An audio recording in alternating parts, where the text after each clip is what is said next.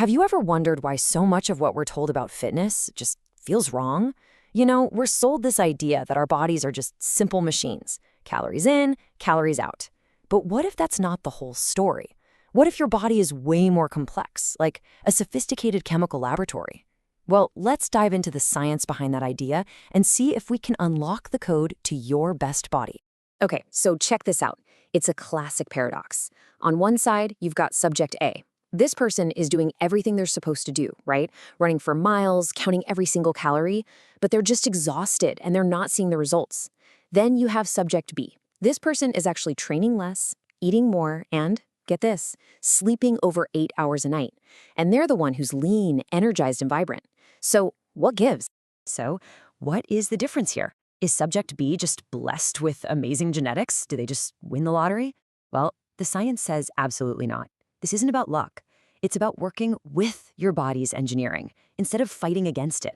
And this right here, this is the fundamental shift in thinking we're talking about. Your body isn't a machine. It is a chemical laboratory. Once you really let that sink in, everything about how you approach fitness and nutrition starts to change. You can stop trying to brute force results and instead start collaborating with your body's internal program. So what does this look like in the real world? Well, let's start with a huge one, what we can call the starvation mistake. It's the reason why so many diets are just doomed from the start. And to really get it, we need to go back in time to one of the most intense human experiments ever done.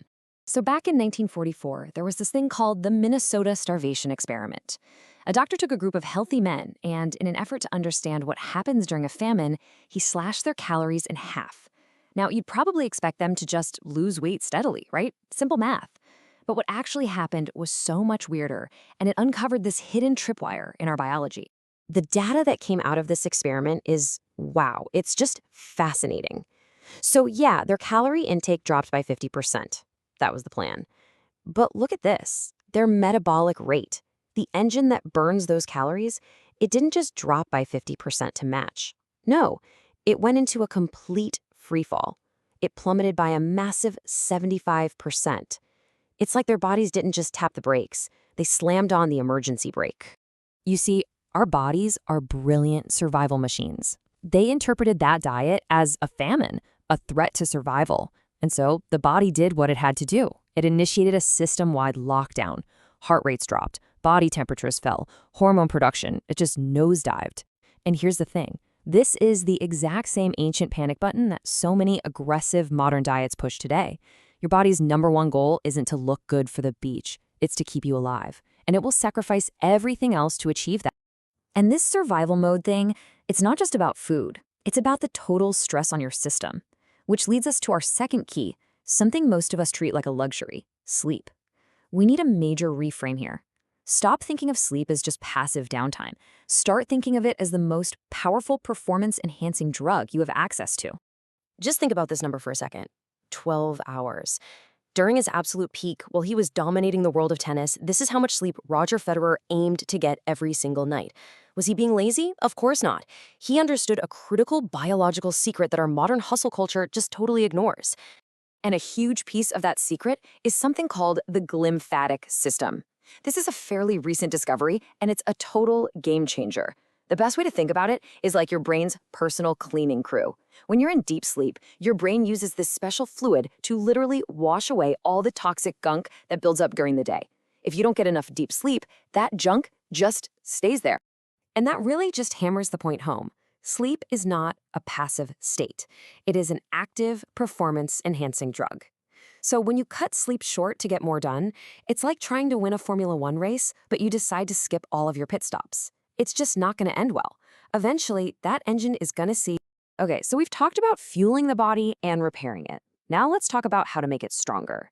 And the answer, well, it might sound a little strange because it's the opposite of what we're usually told. We think we should seek comfort, but to be truly resilient, your body actually needs stress. Now, I don't mean chronic emotional stress. I mean a very specific, ancient kind of physical stress. To get what I mean, just look at the incredible case of Wim Hof, the Iceman. In a controlled lab setting, scientists actually injected him with a toxin that should have made him super sick, like a bad flu. But using just his breathing techniques and exposure to cold, he was able to voluntarily switch off his own immune response. Nothing happened. He was totally fine. How is that even possible? Well, part of the answer lies in our fat. Now, we all know about white fat. That's the storage stuff, the inert energy reserve we're always trying to lose. But it turns out we have another kind, called brown fat. And this stuff is totally different. It's not a storage unit, it's a furnace.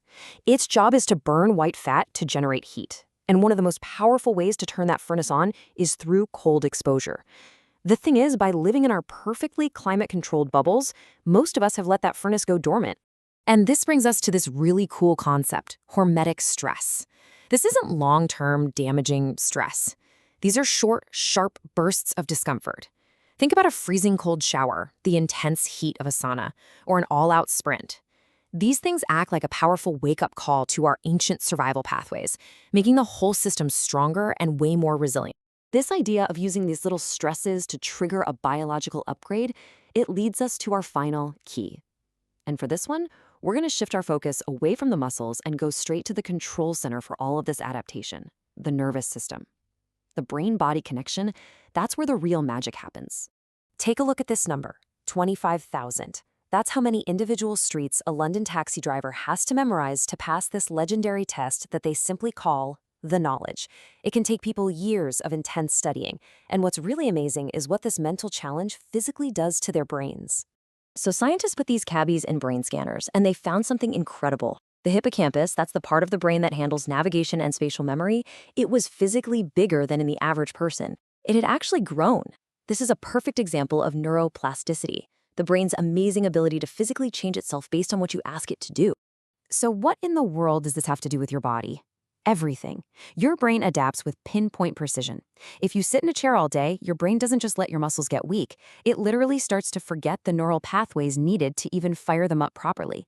You have to think of movement as a skill. Just like learning the streets of London, you have to practice it to build and maintain the hardware upstairs. Okay, so we've covered a lot of ground here, from starvation signals in sleep to good stress and brain training. So let's pull all these pieces together. Let's build a single, actionable blueprint for working with your biology, not against it. So, it really all comes down to these 4 keys to unlocking your body's code.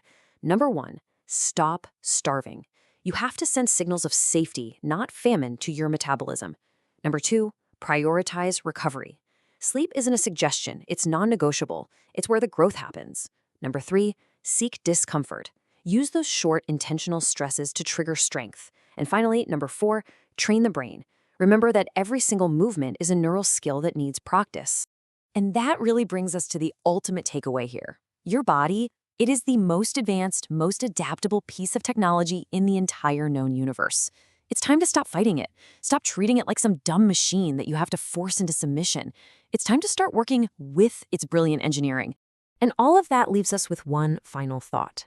You now know about these biological switches, your metabolism, your recovery, your stress response, your neural pathways. So the only real question left is, which one are you going to flip first?